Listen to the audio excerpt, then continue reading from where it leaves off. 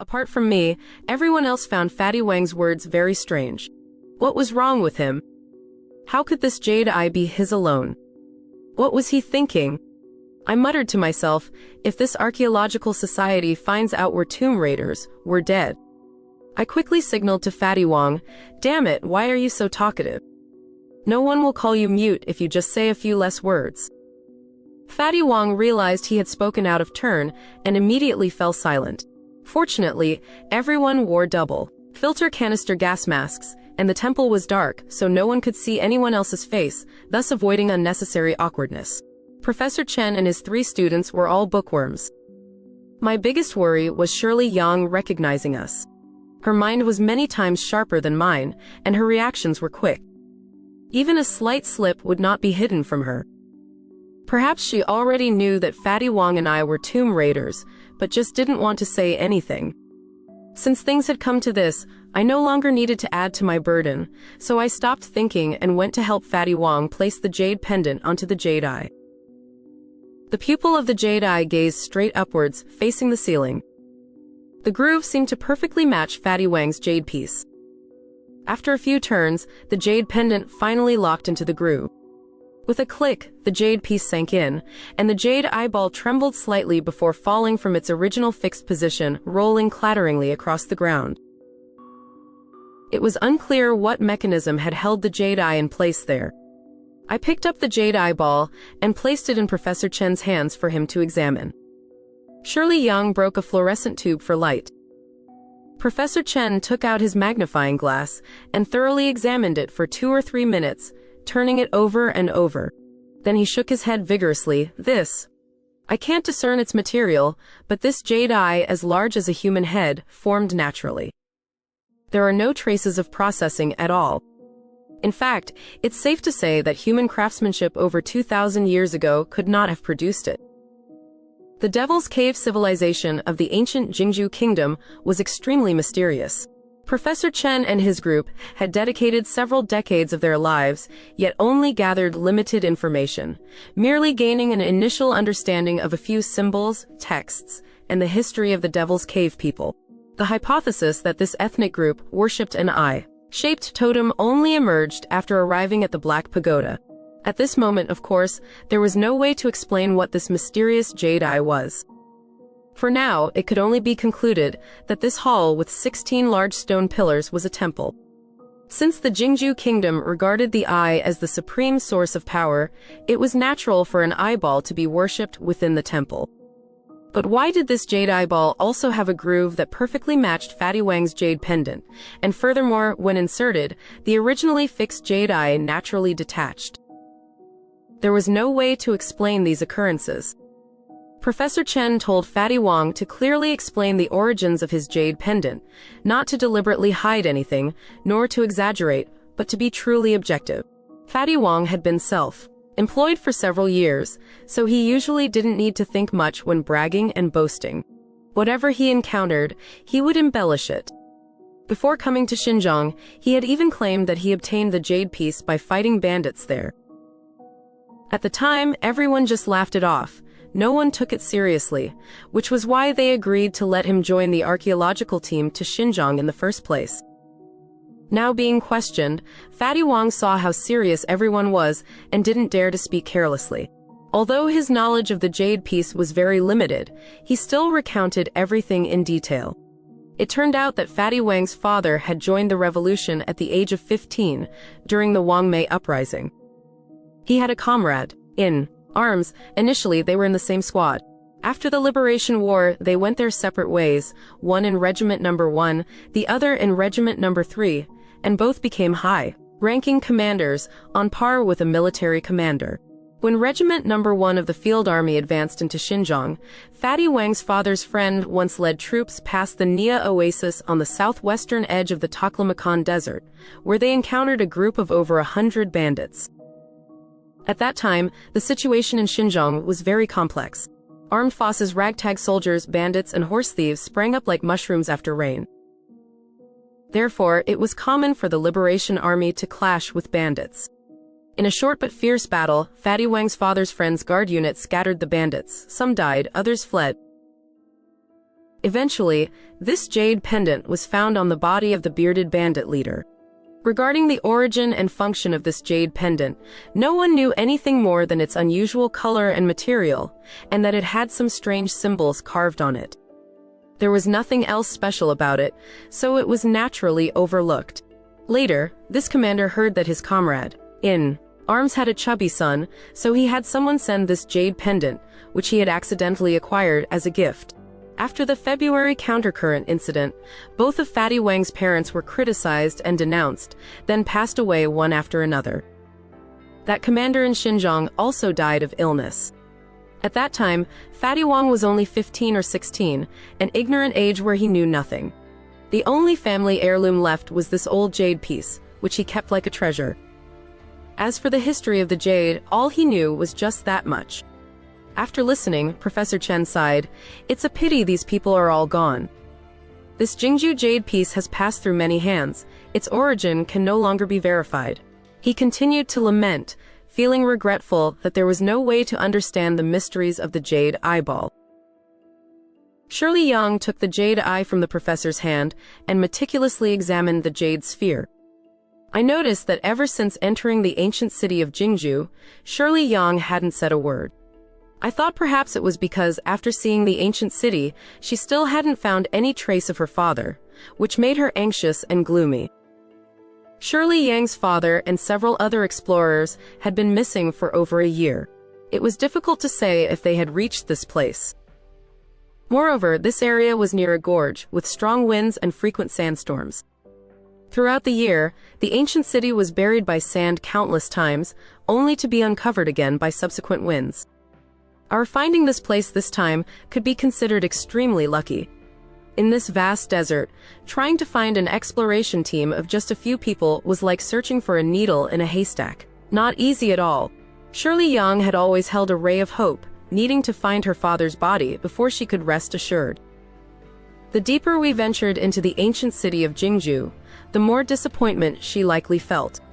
In the gorge, she had once saved my life, and I hoped for an opportunity to do something for her. Seeing her interest in the jade eyeball now, I thought to myself how unfortunate it was that the ancient jade piece belonged to Fatty Wang. Otherwise, I wouldn't hesitate to give it to her. Before Shirley Yang could finish examining it, Fatty Wang, feeling a bit attached, wiped his hands and demanded it back. Shirley Yang, holding the jade eyeball with both hands, pulled back and said to Fatty Wang, "What's your hurry? I'll naturally return it to you once I'm done looking." Fatty Wang replied, "Don't talk so much. This jade piece belongs to my family. How can you Westerners look at it all day without getting bored? I'm afraid you'll stare your eyes out." As he spoke, he reached out to snatch the eye-shaped jade piece back. Seeing this, I quickly intervened. "Don't pull any more, both of you. Can you show some respect for the team leader? I'll be the referee. Now let Shirley Yang examine it first." For 5 minutes, I was afraid Fatty Wang and Shirley Yang would struggle and drop the jade eyeball, so I spoke while placing my hand on the jade piece in their grasp. Unexpectedly, upon seeing me intervene, both of them no longer wanted to argue, and simultaneously let go. I only reached out with one hand, and it was holding the top. The jade eyeball was round and large, completely slippery. My grip was unsure, and the entire jade piece fell to the ground with a loud crash, shattering into 8 pieces. Everyone's eyes widened in shock. Professor Chen trembled all over, pointing a finger at me. You. He kept stuttering you in his throat, then stood frozen, too angry to utter another word. Even with 100 mouths, I couldn't defend myself. I could only repeatedly wave my hands. It wasn't me. I just had good intentions. Who knew? Damn it, why wasn't it solid? As I spoke, I reached out to pick up the fragments of the jade piece from the ground, secretly praying that I could put them back together as before. Otherwise, they would make me compensate for it. This was a priceless treasure.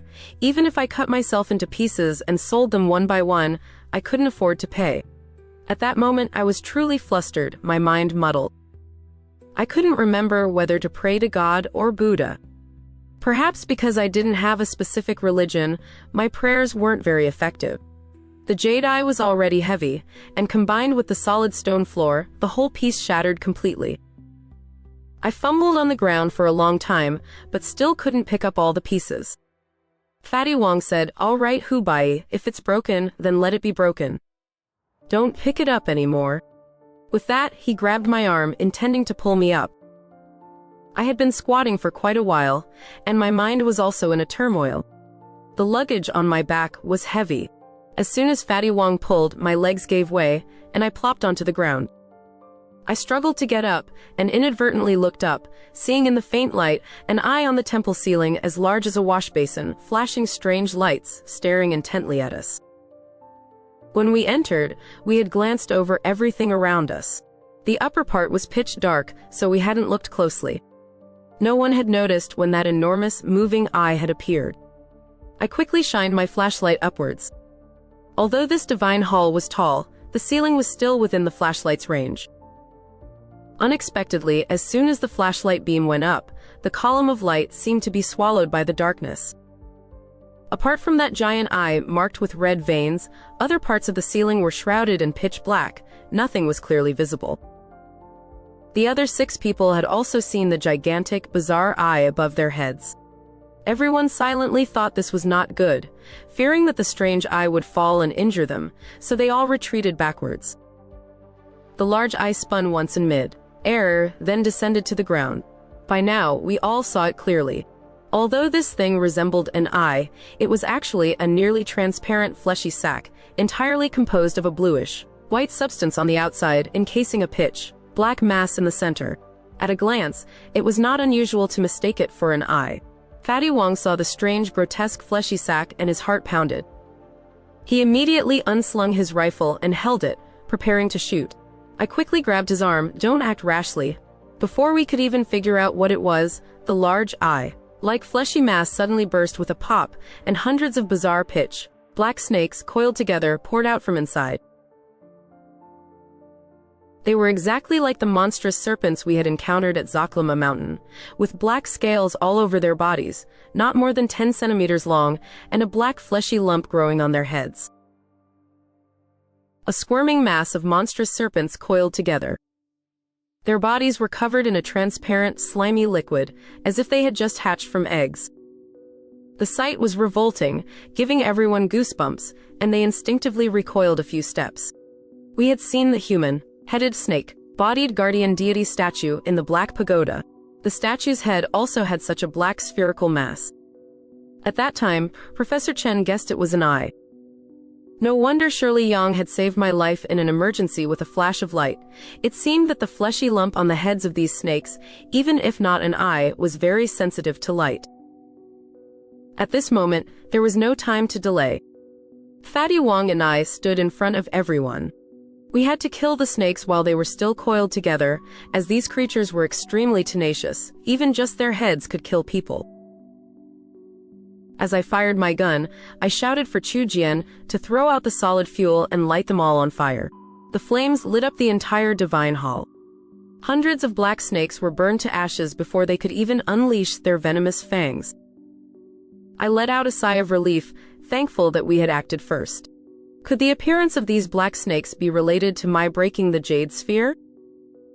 Or perhaps the jade eye was an offering item, and attaching the jade pendant completed a certain ritual, luring these monstrous serpents from what was called a virtual digital space. Regardless, if we ever encountered this kind of jade eyeball again, we absolutely could not be careless. I told everyone to check all 4 sides around us, just in case any had slipped through, and then carefully examined the ceiling. Everywhere was flat brickwork and stone. It was truly impossible to guess where that sphere-sized mass of snake eggs had come from. This time, we checked carefully and without haste, and indeed discovered some anomalies. The 16 large stone pillars in the divine hall each had 6 eyes drawn on them. The hexagonal base of each pillar had 5 sides carved with different small reliefs: a hungry ghost, a goat head, a tiger, man, a big-eyed person, and a guardian beast. The remaining side was left blank. These stone pillars attracted our attention. Professor Chen meticulously recorded the types and orientations of each symbol, then told us to try rotating the hexagonal stone base below. Upon trying, it turned out there was a groove beneath, separated from the pillar's body, and it could be rotated with effort. The professor said that it seemed these stone pillar structures were indeed a divine hall used for sacrificial rituals, and furthermore, a multi-functional place of worship. The symbols on the hexagonal base of the pillars clearly indicated their purpose. Every 4 stone pillars formed a group. The current arrangement was a relative intersection of guardian deity symbols. The jade eye earlier was the divine artifact for the sacrifice, and Fatty Wang's jade pendant was the ritual implement to initiate the ceremony. It couldn't be ruled out that there were other such implements. As for why this implement ended up outside, there might never be an answer. Perhaps tomb raiders or an exploration team once visited this Jingjue temple, or perhaps 2,000 years ago, slaves rebelling against the queen's rule took it out. All of it was now impossible to ascertain. It could be inferred that when the ritual implement was attached, it could summon the snakes, regarded as guardian deities, to partake of the offerings. Moreover, this was a multi-functional temple because, in addition to drawings symbolizing high-ranking guardian deities on these stone pillars, there were also images of slaves, beasts, and hungry ghosts. The divine hall might also have been used to conduct rituals for suppressing ghosts or punishing slaves, for instance. By arranging and changing the symbols beneath the stone pillars, the objects of different rituals could be determined. Shirley Yang asked, "Professor, this divine hall must be as important as the royal palace. I wonder if there's an underground passage leading directly to the royal palace, somewhere beneath us. Let's try searching all around. Yi Xin is very weak right now. We need to quickly find a water source in the underground palace." Professor Chen said, "This old man can assure you there certainly is such a tunnel. However, it's an underground passage, and this divine hall is too vast. How can we find it in such a short time?" Fatty Wang interjected, "You too, there's a good proverb. He who takes a man's money helps him through disaster. You probably don't know our capabilities yet. Don't we have a whole pile of Soviet explosives? Everyone just go outside and rest. I'll blast a tunnel open so you can witness my methods." Professor Chen hastily waved his hand. "You can't act so recklessly. These are all relics of ancient civilization. Destroying even a single brick is against the law."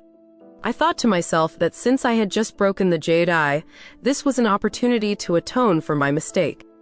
The feng shui of the 5 elements, the earth's veins, and the flow of rivers in the world were all in my head. Finding an underground passage would not be difficult. So I said to them, "I see that the arrangement of these 16 pillars in this divine hall resembles the 16 earth penetrating dragon's formation, Mui Sao Rong Suyan Dat. This layout subtly aligns with the Juman number, symbolizing wealth and fortune, a similar arrangement used in Han Dynasty tombs. Earlier, from the Black Pagoda, observing the topography around the ancient city, it indeed commanded excellent geographical advantage. It's clear that the Queen of Jingjue was also a master of metaphysics. If you don't mind, let me try once, using the art of Fen Jin Ding Shui, to find the secret tunnel in the Divine Hall. Perhaps I'll succeed, but I've only just started learning this method. If I can't find it, we'll try another way later." Everyone listened, then nodded in agreement, quietly standing by and watching.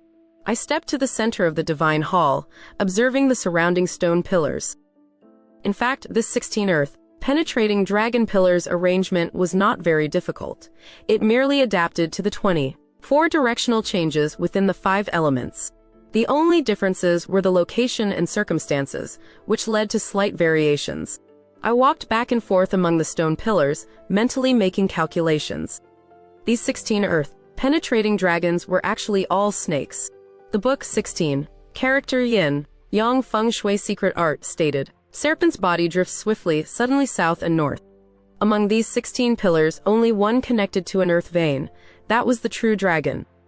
It sounded simple, but applying it in practice truly took a great deal of mental effort. Finally, I pinpointed the target to 4 stone slabs deep within the shrine. I used a small geological hammer to tap them. 3 slabs were solid, but only one produced a hollow sound. This 2-square-meter stone slab showed no signs of wear around its edges from frequent opening and closing. It seemed this passage was rarely used. Unless explosives were used, it couldn't be pried open. The nearest stone pillar was a bolt, but I didn't know if it was still functional. I called Fatty Wang over to help. I placed my hand in the hexagonal groove at the base of the pillar. If I were to turn it in the wrong direction, accidentally triggering another bolt, that would be terrible. So I told Professor Chen and everyone else to retreat outside the divine hall. Wiping the sweat from my brow, I instructed Fatty Wang. First, position the blank side towards the stone slab that might be the tunnel entrance, then turn it 5 notches clockwise, then 1 notch counter clockwise, then 11 notches clockwise, and finally 2 notches counter clockwise. It must be exact, not a single notch more or less, otherwise it was hard to say what might happen. Fatty Wang replied, "You make it sound like I can't count. My grades were much higher than yours back in school. Stop talking so much, just turn it." I murmured the incantation of the secret art in my head. Tianli Zunlong, Chuji Zuoyu, Shenyang Wubu, Yinkang Chiyi, Kaizhuan. The two of us exerted ourselves, turning the hexagonal stone base. With each notch, we counted aloud. As we completed the final turn, we heard a series of clacks and rumbles. The stone slab on the ground retracted, revealing a bottomless tunnel.